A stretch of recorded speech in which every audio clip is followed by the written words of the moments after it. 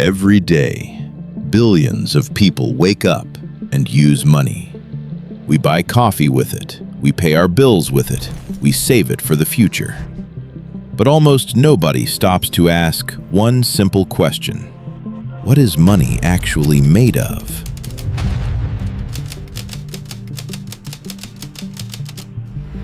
For thousands of years, money was something you could touch: gold, silver, coins, paper. But today, most of the world's money exists as nothing more than numbers on a screen. No gold behind it, no physical object, just trust. So how did humanity go from carrying precious metals in our pockets to trusting invisible money that exists inside computers? The answer is a story that changed civilization forever. Before money existed, humans traded through one simple idea. I have something you want. You have something I need. We exchange. This system was called barter. But as civilizations grew, a problem appeared. What happens when the person who has what you need doesn't want what you have? A farmer could have wheat. A fisherman could have fish. But what if the fisherman didn't need wheat? Trade became complicated. Humanity needed something everyone could trust. Different civilizations searched for the answer. Some used shells, some used livestock, some used salt. But eventually, one material became the symbol of trust: gold. Gold had qualities humans valued. It was rare, it didn't decay, it could be divided, and most importantly, people believed it had value. This belief created something incredibly powerful: trust. Money was never really about the object itself. Money was always about a shared agreement between people. But gold had a problem. It was heavy, dangerous to transport, and difficult to protect. As trade expanded across continents, humans faced a new challenge. How do you move wealth without physically moving gold? Resolution came from an unexpected place: trust in a promise. In China, merchants began using paper receipts to represent gold stored in vaults. It was lighter, easier to transport, and it started a revolution. Because paper money wasn't valuable because of what it was made of, it was valuable because of what it represented: a promise. A promise that someone, somewhere, held real gold that you could claim at any time. This idea spread across the world. In Europe, goldsmiths began storing people's gold and issuing paper receipts. Soon, people realized they didn't need to claim the gold at all. They could simply trade the receipts. And just like that, the world's first paper money was born. But the system had a hidden flaw. Who was keeping track of the gold? Who was making sure the promises were real? And what would happen if too many people showed up at the same time to claim their gold? These questions would shape the future of money.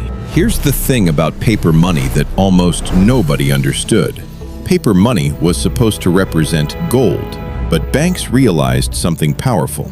Most people never asked for their gold. They trusted the paper. And so, banks began issuing more paper money than the gold they actually held. They were betting that not everyone would come at once. This was the birth of fractional reserve banking, a system where banks lend out most of the money they receive, while keeping only a small fraction available. This allowed economies to grow faster than ever before, but it also created a new kind of risk. If people lost confidence, if they started asking for their gold all at once, the system would collapse. This happened again and again. Bank runs, panics, economic collapses, and each time governments had to step in. Eventually, governments realized something even more radical. If the state controlled the money, then the state could control the economy. And so, central banks were born, institutions designed to manage the money supply and prevent panics. But they also gave governments something they had never had before: the power to create money from nothing. For centuries, humanity kept coming back to one idea: money should be backed by something real. Gold. This system became known as the gold standard.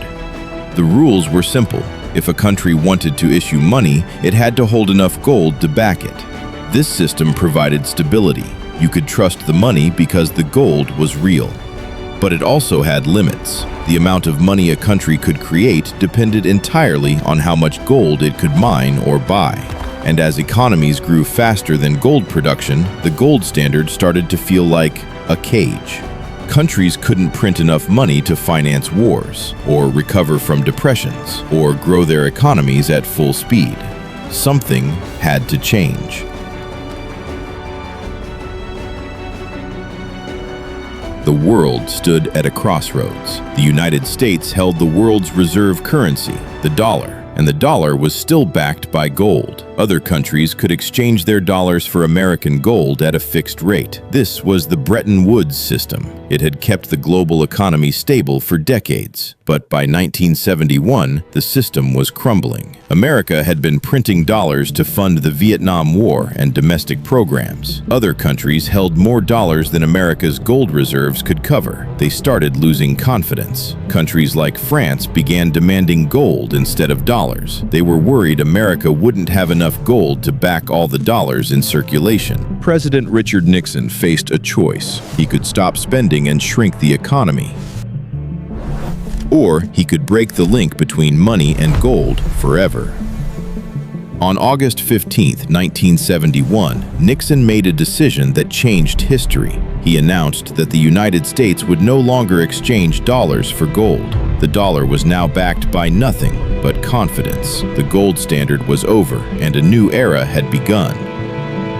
For the first time in thousands of years, the world's money was entirely fiat money. Money with no physical backing. Money that existed only because people believed in it. Steady, factual, but awe-inspiring. In 1971, money stopped being physical. But it took decades for that change to become visible. In the 1970s, credit cards appeared.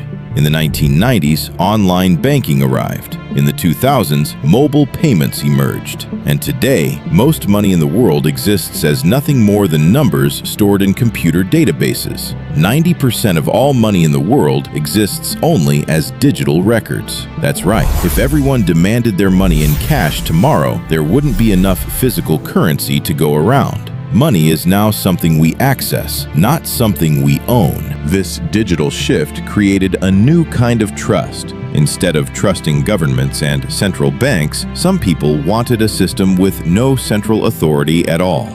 In 2008, as the global financial system teetered on collapse, something mysterious appeared.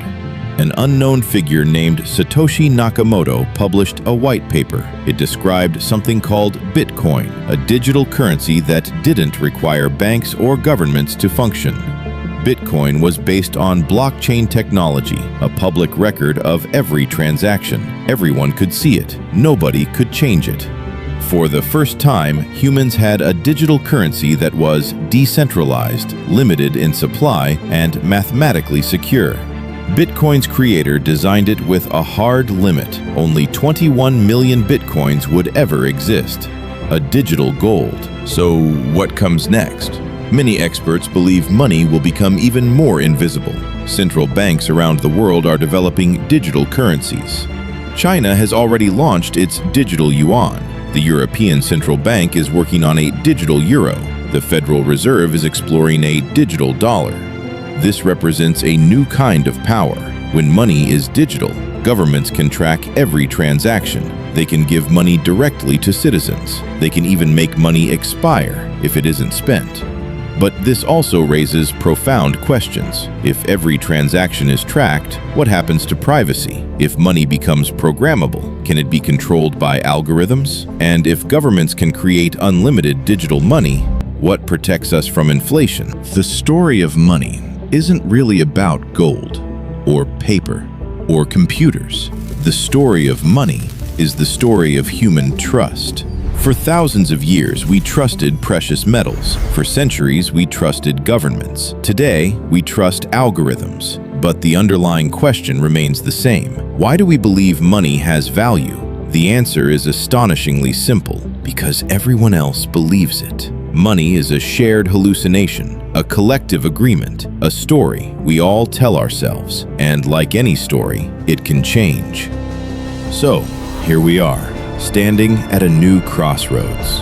Money has transformed more in the last 50 years than in the previous 5,000.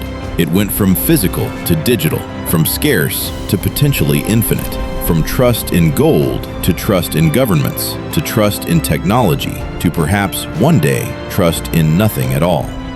The next chapter of money is being written right now, and it raises one final question. If money is just a story, who gets to write it?